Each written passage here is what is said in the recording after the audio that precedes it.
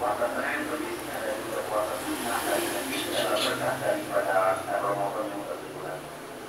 Lebaran yang kita peroleh lewat Ramadan harus ada juga kita teruskan di pasca Ramadan.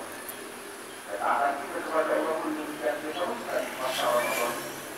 Sabaran, ketaatan, kejujuran dan keadilan pun demikian diteruskan. Maka infak dan sedekah yang kita laksanakan pada Ramadan pun diteruskan juga di bulan-bulan berikutnya. Kalau kita amalkan itu semuanya, maka satu ungkapan kun abdan Rabbaninya kepada satu abdan Ramadaninya.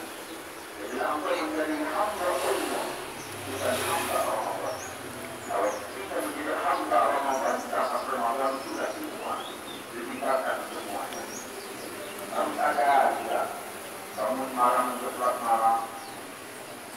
Bagaimana indahnya malam kalau kita baca, kalau kita tadi bagaimana Ibnu Al-Qasim dari mulai kita sampai akhir ayat yang dapat menjaga para sahih.